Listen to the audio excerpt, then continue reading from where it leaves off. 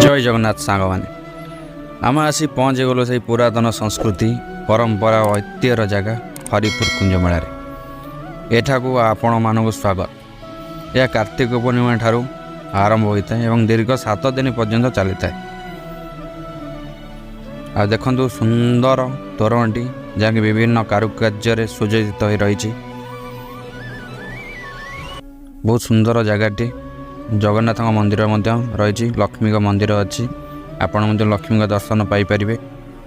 देखु माँ लक्ष्मी दर्शन करूँ। दर्शन करके आम जा जगन्नाथ दर्शन करने।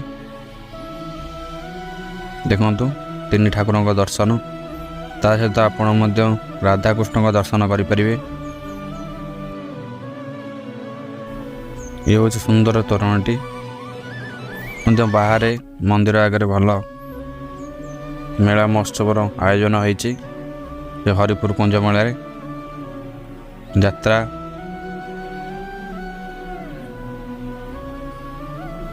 एवं आम आसी पहुँची गलु से हरिपुर कुंजमेलार कचेरी पड़िया सेठी यात्रा महोत्सव आयोजन होती। मदन मोहन जीव भीतर को चलतु जावा देखा कि सुंदर कारुकार्य ये हनुमान को दर्शन करूँ। आपण मैंने हनुमान दर्शन करी सेठी राम लक्ष्मण सीता दर्शन ता सहित कृष्णर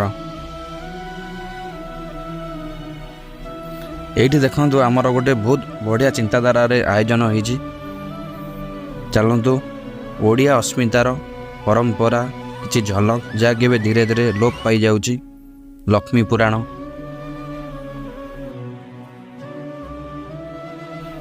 केड़े सुंदर बुढ़ी माँ सेवा तापर शक्तिमान देखुं जो छोट बलर नेशनल टीवी रे दिए शक्तिमान।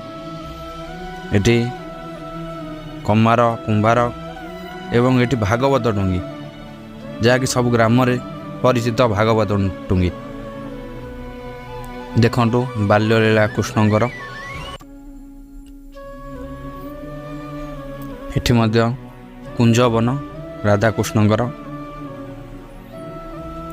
ये देखो गांधीजी का 3 माकड़ ता सहित सुंदर बौद्ध मूर्ति रही अच्छी जगार। नंदी महाराज बसंती शिवंग पार्वती। ये सुंदर दृश्य। चल बुल जा नरसिंहपुर कुंजमेला हरिपुर।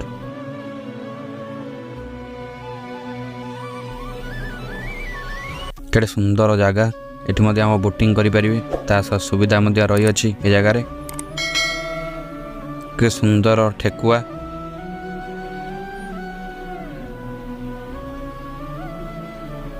के सुंदर जगह मदन मोहन जीव जहाँकि कचेरी पड़िया अवस्थित। एठी महावीर एक्सप्रेस ट्रेन कांथरे किसी प्रतिछवि कराई। सुंदर जगहटी बहुत सुंदर जगह। आपण आसतु।